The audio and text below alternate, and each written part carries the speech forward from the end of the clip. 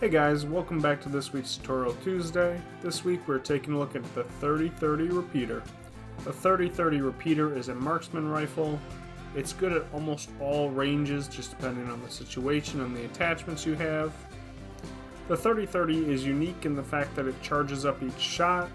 If you hold down the ADS, you'll actually charge up your shot for that full power. At full power, it does about 100 to the head and about 60 to the body. My first tip for using the 30-30 is to find a sight that you really like. The 30-30, in my opinion, has one of the worst iron sights in the entire game.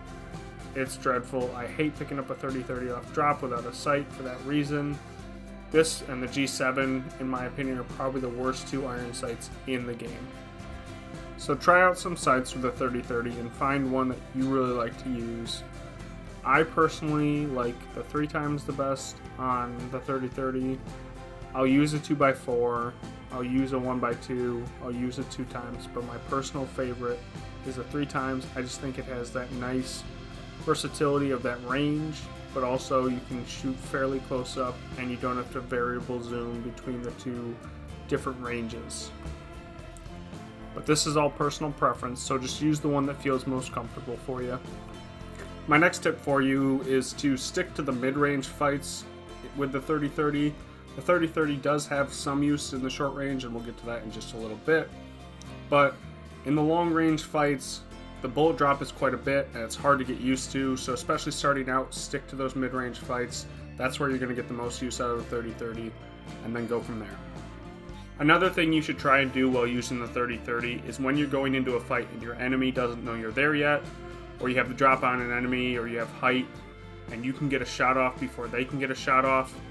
If you can charge up that shot and hit them in the head, or even the body, this is going to change the outcome of your fights.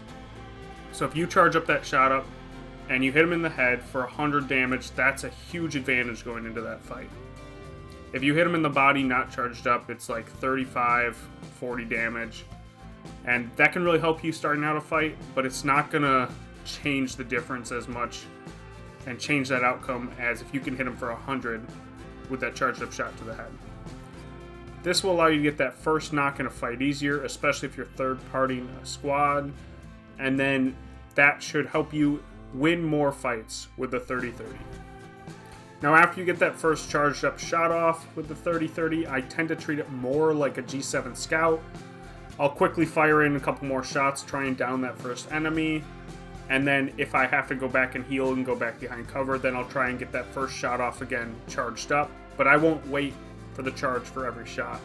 I'll shoot partially charged shots, shoot as fast as possible, shoot as quick as I need to get those people down, to get that damage in, but make sure you get those first shots charged up. So let's take a second to talk about the 30-30's weaknesses for a second. The 30-30's biggest weakness is that it has the slowest reload time of maybe any gun in the game.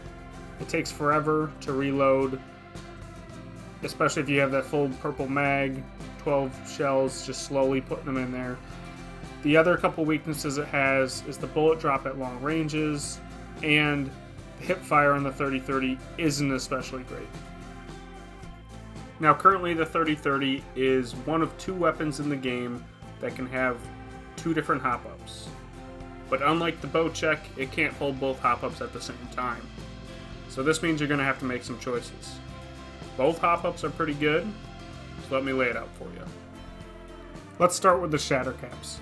So the shatter caps turn the 30-30 repeater at hipfire into a shotgun of sorts. So they won't have that high damage output of like a Peacekeeper, like you're not going to do 100 damage with them. But they do have more of that consistent, like, EVA 8 sort of feel, where you're going to do 40 to 50 damage, like, every shot. It's also going to make it easier to hip fire with the 30-30 repeater, because while you can hip fire with the 30-30 repeater, it's not the easiest thing to do. You do it if you need to, but it's not something I would rely on, and Shatter Caps makes it way more reliable.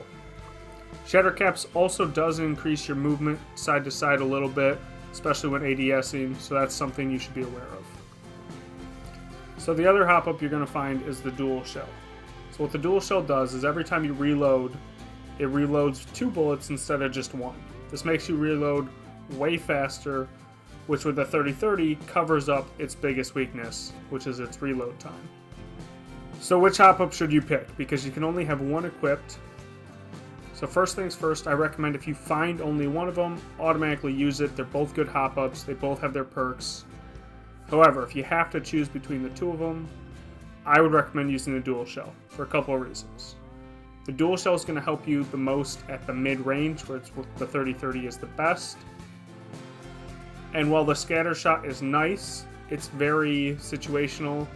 A lot of times you won't be switching to your 30-30 in those close-range fights. So if you have to choose between the two of them, I would choose the dual shell. Overall, the 30-30 repeater is a very good weapon. I like it. I use it quite a bit, but personally, for me, if I find one of the guns that I like better at those longer ranges, like the G7 or the charge rifle or the longbow, I'm going to switch to those. I'm going to drop some links down below for some of Gaming Merchant's videos that he does on the 30-30. He does a great job with them. And as always, appreciate you guys checking out this Tutorial Tuesday, and I will see you guys next week.